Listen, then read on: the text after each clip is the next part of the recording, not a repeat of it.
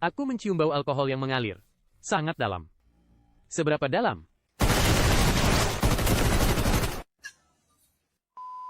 Halo semuanya, aku Ajun. Pahlawan baru S6, 6 orang tua kecil. Pasti meninggalkan kesan yang tak terhapuskan di hati semua orang kan? Pahlawan ini punya reputasi. Raja informasi. Banyak lelucon. Tapi kenapa sampai sekarang belum ada agen lain yang punya banyak lelucon? Selamat datang di hari ini. Waktu keluhan Ajun. Saatnya bermain elang tangkap ayam. Silverwing, sebagai agen pengintai ketiga, muncul di awal musim ini. Awalnya kupikir Deep Blue 45 sudah cukup. Ternyata datang yang lebih tua. Seorang kakek 60 tahun yang melompat-lompat dengan kaum muda. Kecepatan pemulihan stamina jauh lebih cepat dari Deep Blue. Pasti karena kampung halaman pelatihnya terlalu dingin. Jadi kena rematik kan? Susunan skill utamanya adalah gangguan. Ultimate-nya mengarah ke bau kaki musuh. Kamu bisa mendapatkan posisi musuh selama 10 detik. Ditambah dengan kemampuan melihat kontainer. Menampilkan informasi lawan. Ini benar-benar pukulan telak untuk tikus-tikus. Dulu melihat kontainer dibuka, aku akan waspada sebentar. Selain pencuri, tidak ada yang bisa memastikan apakah itu satu tim penuh. Sekarang kakek tua itu melihat jejak kaki. Wah, ada orang gila yang sendirian. Ultimate dibuka, tidak ada gunanya bersembunyi. Tinggal menampilkan nilai di badan musuh. Makanya dikatakan musim S6. Tikus sulit bertahan di mana saja. Terlepas dari tingkat drop yang tidak tinggi. Setelah mendapatkan barang berharga, tidak hanya harus waspada terhadap perampok. Pemain biasa juga harus waspada. Untungnya, aku sudah mengumpulkan semua yang merah di Delta. Jika video kali ini mencapai 3000 suka, aku akan membuat video keluhan semua yang merah. Terutama yang terbang setelah detik sebelum misi. Orang gila yang sendirian. Tingkat dropnya sangat tinggi. Selain itu, sebagai mantan tentara AS, ketika bertemu dengan minyak, ada titik kesombongan yang berbeda.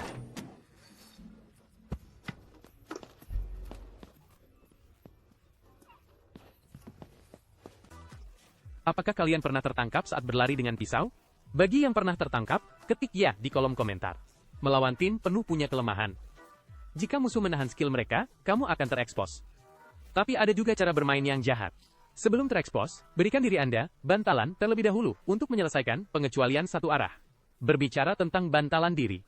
Aku punya sesuatu yang bagus untuk direkomendasikan kepada kalian.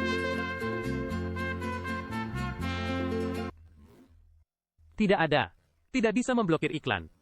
Tidak bisa bertahan. Granat pulsa ini memang barang bagus. Selain jangkauannya yang luas, bisa menonaktifkan semua skill elektronik. 90% agen yang terkena akan menjadi setengah lumpuh. Hanya satu agen yang hampir tidak terpengaruh. Dalam hal fisika global, yang paling menyedihkan tentu saja adalah Black Hawk. Dia dan rotinya bisa langsung menjadi orang mati jika terkena ledakan. Fakta menarik. Ultimate Black Hawk sudah aktif. Menggunakan biji-bijian tidak akan berhasil. Tapi kakek tua ini bisa. Dia bahkan bisa menginterupsi penyelamatanmu dari balik tembok. Tapi jangkauannya benar-benar terlalu besar. Melempar granat pantul hanya dari balik tembok, mudah membuat dirimu setengah lumpuh. Lebih buruk dari Black Hawk jika terkena. Black Hawk setidaknya memiliki kekebalan ledakan, dan tekanan terlalu buruk. Selain kawat berduri. Ini adalah item dengan tekanan kedua terburuk. Jaring biasanya bisa ditahan oleh perisai. Selain skill penonaktifan lokasi. Bahkan tidak ada kerusakan. Sulit untuk menyelamatkan 3 orang saat rekan satu tim menyelamatkan. Bagi beberapa pemain ahli, mulutmu tidak berguna. Begitu diselamatkan, langsung terbang dan muntah. Dan sulit untuk menyelamatkan 3 orang. Jadi Yin Yi biasanya menyelamatkan orang. Di zaman sekarang, tim tanpa slot item tidak bisa bertahan. Dalam hal ini, Yin Yi jauh lebih buruk dari Luna. Suatu hari, seorang kakak laki-laki dalam pertandingan acak. Dihancurkan oleh 4 orang dengan item dan langsung mati.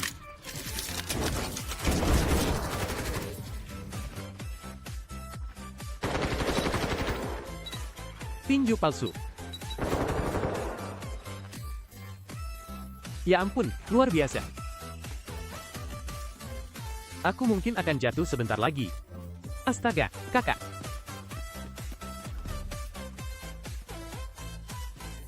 Saudaraku, tidak separah itu kan? Tidak separah itu.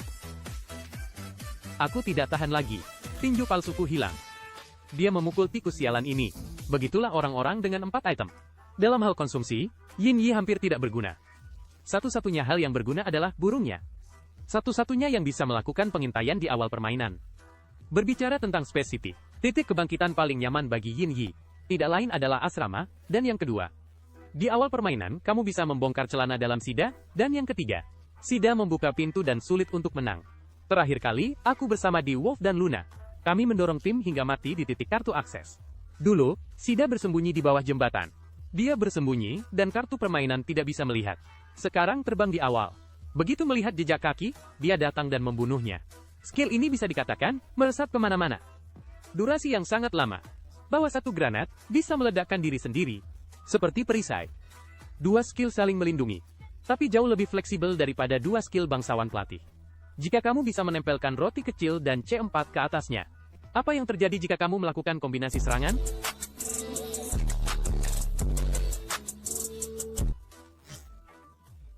Jawabannya adalah benar-benar bisa.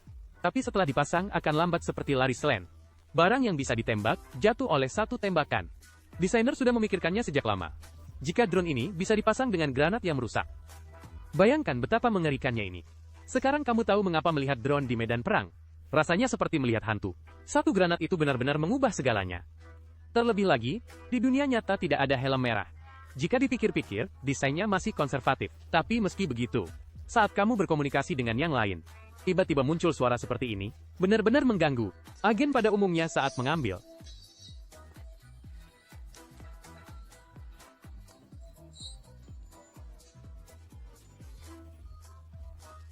Hanya tim Yin Yi yang menulis begitu. Bermain di babak kedua, Yin Yi sangat menguntungkan. Sambil menahan bau kaki, sambil melepaskan kaki untuk menjelajahi. Hampir pasti memenangkan tim terakhir. Tapi kelemahan Yin Yi juga sangat jelas. Kemampuan jarak dekat sepenuhnya bergantung pada kemampuan menembak. Bagi yang kemampuan menembaknya buruk, pilihlah. Kamu tidak bisa melepaskan burung dari jarak dekat kan? Terutama di medan perang besar. Itu hanya Nox, dan ada item, menampilkan posisi musuh. Kupikir ini lahir untuk hazard operations. Burung itu bahkan sulit untuk mendapatkan kill. Tapi masalahnya, burung ini adalah satu-satunya hal yang kamu miliki. Item yang bisa mencegat rudal terpandu. Tiba-tiba drone jatuh. Ini sangat gila. Jika dilihat dari atas, kakek tua ini memiliki tingkat kesulitan tertentu untuk dimainkan. Tapi sayangnya hidup di waktu yang canggung. Musim S6, benar-benar musim yang penuh masalah. Area 3 kota yang awalnya sangat pendek. Misi yang lebih mengerikan dari musim sebelumnya. Sudah cukup membuat semua orang sakit kepala. Kemudian penjara bersama diubah secara drastis.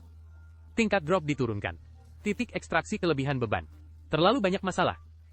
Lihat berapa banyak bendungan dan busur yang dibuka sekarang.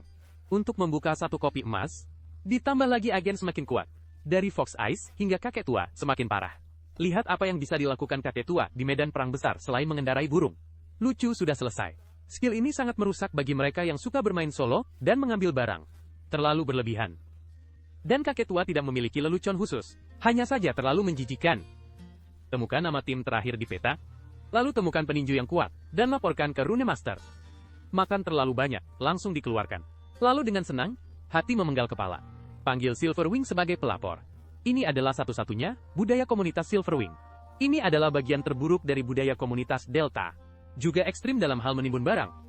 Video kakek tua hampir tidak ada citra kreasi sekunder di situs web video. Ini juga pasti. Aku Lei Jun. Jika kamu menyukai video ini, jangan lupa like dan subscribe. Kami juga bermain Delta. Sampai jumpa di episode berikutnya. Jika kamu menyukai video ini, jangan lupa like dan subscribe. Kami juga bermain Delta. Sampai jumpa di episode berikutnya.